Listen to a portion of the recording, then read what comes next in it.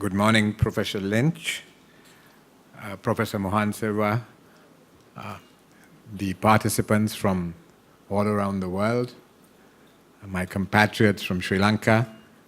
Let me first say it's a great pleasure and a privilege, actually, to be with you here this morning.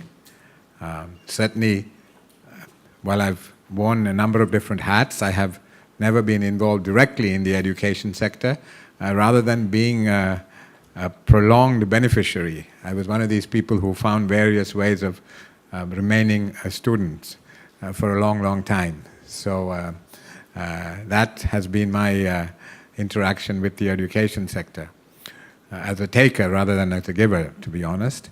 But what I'm going to do in the time I've allocated to me is to divide up my remarks into two. I would begin by making some general comments on globalization and our globalized world and the issue of trust in that world, and then turn to the subject matter that has been allocated to me in terms of trust as far as the education sector is concerned, and more particularly the quality assurance frameworks. So, what about these general remarks about globalization? I'll start with a historical perspective. The previous major phase of globalization took place in the 19th and early 20th century. There was a substantial, significant movement of goods within the framework of colonialism. There was also a large-scale movement of people through slavery and indentured labor. And so actually globalization, if you look at some indicators, was more advanced at the very beginning of the 20th century than it is today. However, that came to an end because there was difficulty in accommodating the rise of Germany and Japan into the global framework at that time. Of course, there were no multilateral institutions as we have them today. And this failure to handle that transition peacefully meant that we ended up with 2 world wars. In the interwar years, there was an attempt to create multilateral institutions. The League of Nations was created, but it was short-lived and it was a failure. However, at the end of the Second World War, some lessons were learned, and an elaborate multilateral architecture was part of the post-Second World War dispensation. And you had the establishment of the UN system with all its agencies, the Security Council focusing on peace and security, and a number of other agencies which set global norms and did very good work in different aspects of our life. You also had the establishment of the IMF and World Bank, which were involved in global economic governance, and shortly afterwards you had the GATT, which subsequently metamorphosed into the World Trade Organization. So we've had this very elaborate, really, architecture of multilateral institutions, which by and large, have given us a rules-based system for about 70 years now. Of course, there are allegations of double standards, there are allegations that these rules are flouted sometimes, and that might sometimes tends to be right. But if you look back over the last 70 years, by and large, this rule-based system has served us fairly well. But so then, if I can talk about the present phase of globalization. So we had globalization, we had a disruption, we had the creation of this multilateral framework, which has given us some stability. And now there was a second phase of globalization, which is usually marked by the fall of the Berlin Wall in 1989. Francis Fukuyama wrote his widely acclaimed book, the end of history. And by 89-90, the consensus was that we were living in a unipolar world with the United States as the hegemonic power. However, the dynamics of this phase of globalization have been such that we have seen a gradual evolution to a more multipolar world. We have seen what has been termed as the rise of the BRICS: Brazil, Russia, India and China, to some extent South Africa, most notably the rise of China. So what are the dynamics which have kind of seen this shift away from a unipolar to a more multipolar world where regionalism has gained greater salience? And for that I'd like to share a little anecdote with you. In 1990, I was living in London just after the fall of the Berlin Wall, and there was a lecture advertised at the London School of Economics, and it was being delivered by Professor Desai, who subsequently became Lord Meghnad Desai, and it was on the subject of globalization, which had just become a buzzword in the early 90s. And Lord Desai, those of you who know him, would know that he comes very much from a left persuasion, from a socialist persuasion. So I went to the lecture expecting a tremendous critique of globalization as a new form of imperialism which was going to subjugate large swathes of the world yet again. So I was very surprised when his basic thesis was that globalization is going to be very much in the interests of the developing world. Because international capital does not see nationality, race, caste, creed or anything. It just goes in a relentless way to seek the highest rates of return. And countries in the developing world have a natural advantage in terms of cheaper labor costs. So those countries which could provide stability as well as a favorable business environment would benefit from globalization. And Lord Desai has been prophetic in terms of the outcomes we have seen in the last almost 25-30 years, with developing countries benefiting a great deal, particularly countries in Asia, have benefited a great deal. Millions have been pulled out of poverty.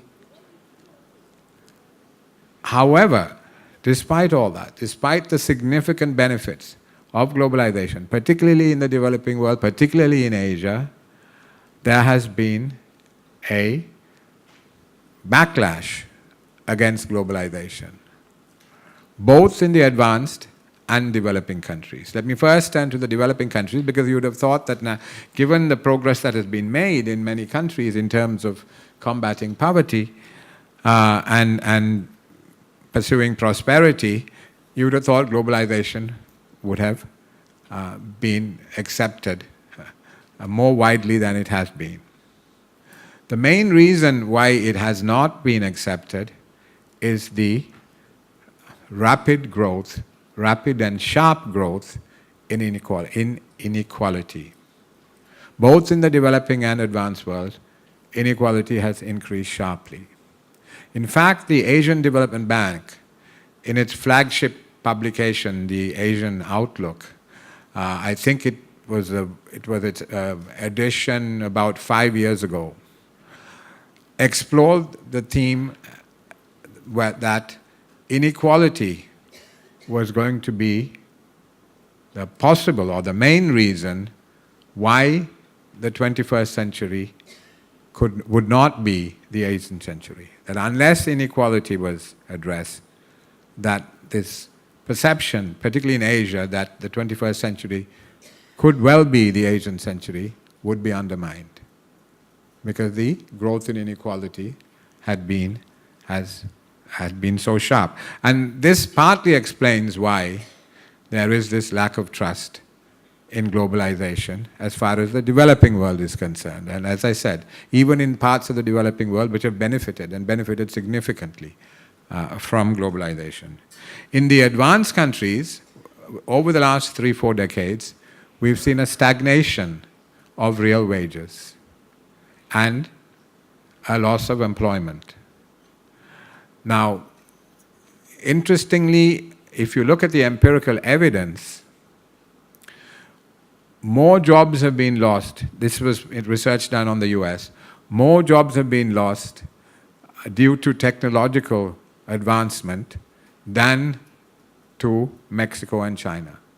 The general perception is that offshoring of jobs to Mexico and China has led to the hollowing out of the blue-collar sector in the US.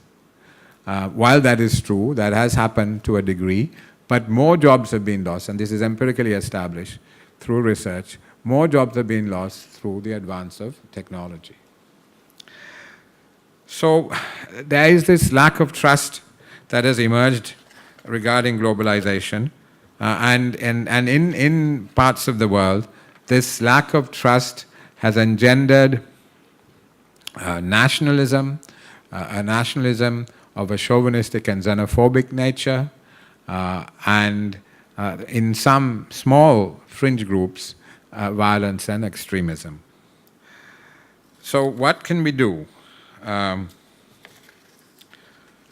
The current reality is that deep-seated economic, social and political challenges that have emerged as a result of globalization require imaginative approaches. And here, Professor Raghuram Rajan, a long-time academic at the University of Chicago, who has also been governor of the Reserve Bank of India and chief economist of the IMF, has just brought out a book. He starts with the premise that in today's world, which is characterized by populist upheavals, that these upheavals are due to the fact that the economy no longer serves the public interest, does not serve the interests of the various participants in it. His book is titled The Third Pillar: How Markets and the State Leave Communities Behind. So, in his book, Professor Rajan argues that neither the state nor corporations have been able to offer answers to assist people to deal with the exponential acceleration in the speed of change in the world that we live in today. This has meant that people have had to face the threats and disruptions of the fourth industrial revolution, of the rapid change that we are experiencing, on their own. Rajan argues that corporations have used their employees' vulnerability to enrich their shareholders and managers, and the state has not been agile nor flexible enough in its response to the new realities. And the fact that trend growth in many parts of the world has come down has also exacerbated these problems. Because in a context when you have very high growth, a lot of things get papered over. But as growth begins to stagnate, then the fault lines in societies tend to emerge. So what is Rajan's prescription? He prescribes what he calls an inclusive localism, to rebuild communities that can furnish people with self-respect, status, and meaning. I think it all comes down essentially to trust, to building trust again within local communities so that people can face these rapid changes that are characterizing almost every aspect of our life.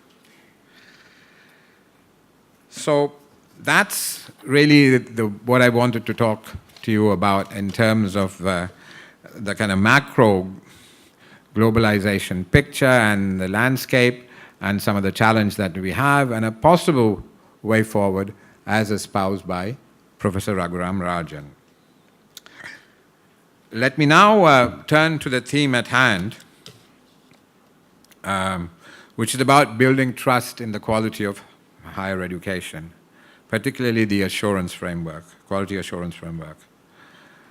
Now, at the outset, I think it's important, certainly as a Sri Lankan, to recognize the role played by the University Grants Commission and its Quality Assurance Council in this area. I'll say a little bit more about what they're doing later on in my remarks.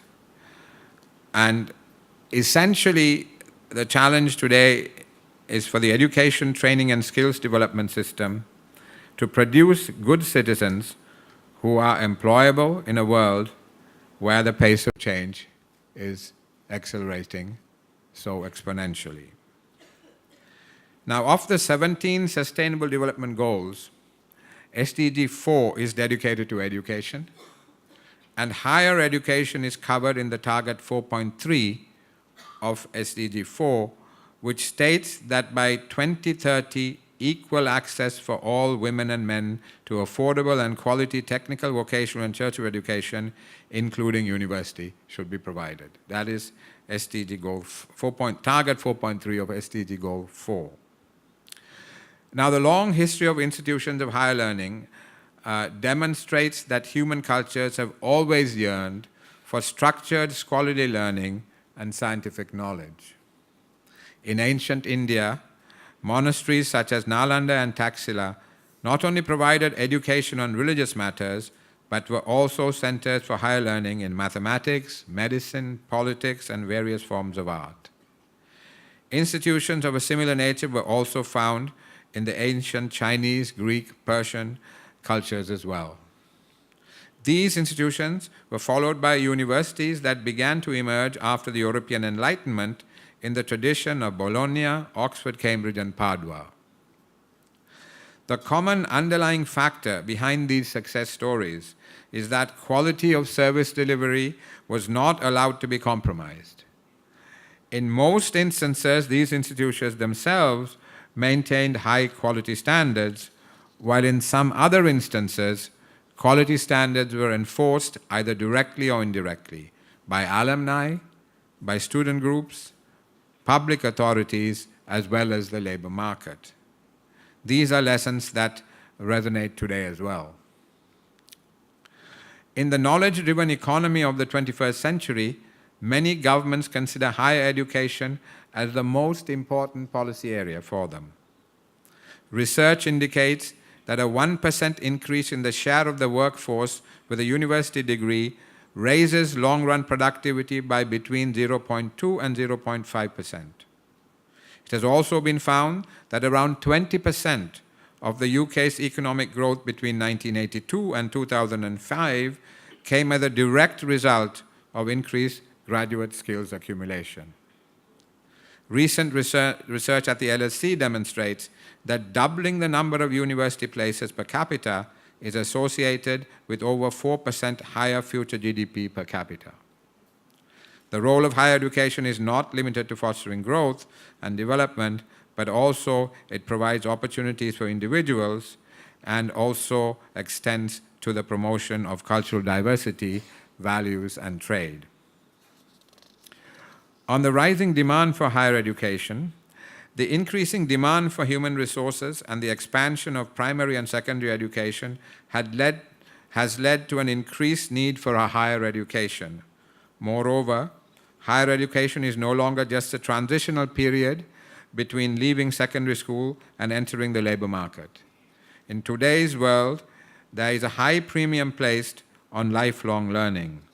Workers need to update their knowledge and skills in the light of changing employment conditions and opportunities at different points in their lives. Today, higher education has entered an unprecedented period of globalization.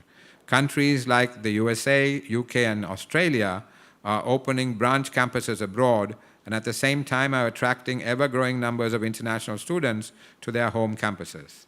At the same time, nations around the world are allocating vast sums of money into creating and building their own higher education sectors, despite the challenges related to fiscal space.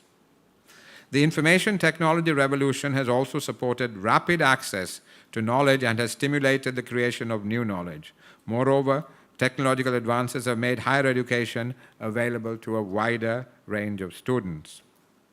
The enrollment rates for higher education in the world increased considerably during the span of 5 decades, from 10.1% in 1970 to 37.8% in 2017. That's almost a 4-fold increase.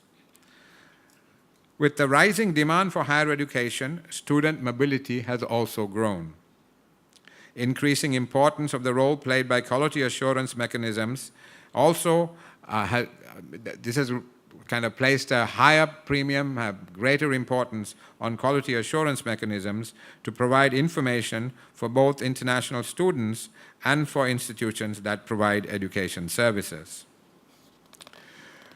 Quality in higher education can be looked at through a number of facets, such as value for money, that is cost effectiveness, fit for purpose, does it satisfy the needs, transformation, you require continuous improvement in today's world, excellence, achieving the highest possible standards.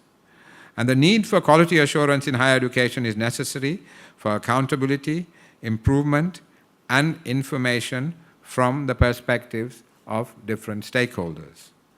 1. Students need accurate information about educational quality to help them choose between different universities and courses.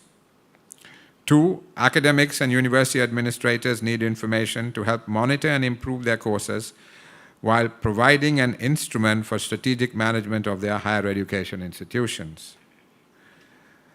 Academic institutions themselves need information about quality to help them benchmark and market their performance amidst increased business orientation of academic institutions, with a rising premium attached to competitiveness both domestically and globally. And governments and other public bodies need information to assist with funding, policy development, and accountability. Let me finish with some comments on recent developments in Sri Lanka.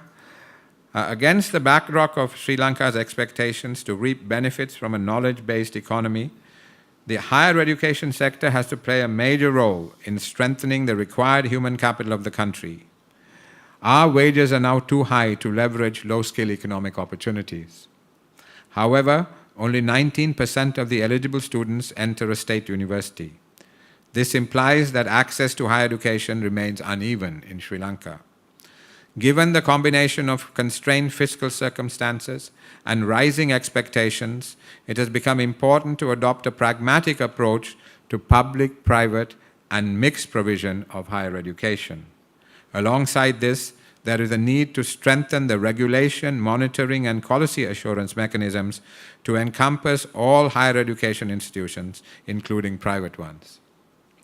Several emerging market countries, but Malaysia is one example, have actively sought to attract inward investment into the higher education sector by branding themselves as education hubs. However, universities in Sri Lanka remain relatively slow in generating inward investment and research income from global companies. There is a case for greater flexibility in the design of courses with a greater emphasis on innovation. This is now happening. It can be accelerated. There is also a large variation in graduate outcomes across both providers and among subjects. This is another area where quality assurance can play an important role. Further, reforms in the university curriculum should also be undertaken to ensure student engagement and success, as well as to promote lifelong learning in order to generate better employment and life outcomes. In conclusion, let me acknowledge that a number of initiatives have already been taken by the University Grants Commission to ensure quality standards in local universities. The Accelerating Higher Education Expansion and Development Project was launched during 2018. The activities of the Quality Assurance Council of the UGC have to be commended and supported. Further, a Quality Assurance and Accreditation Commission is being established. It would regulate all higher education institutions in the country. Finally, we need to harness opportunities generated by globalization for the benefit of all people in the world. which is based on a strong commitment to a value-based multilateralism. We also need an education, training, and skills development system which prepares all citizens to live and prosper in such a world. This will not be possible without a strong commitment to robust quality assurance frameworks. Thank you all very much. Thank you.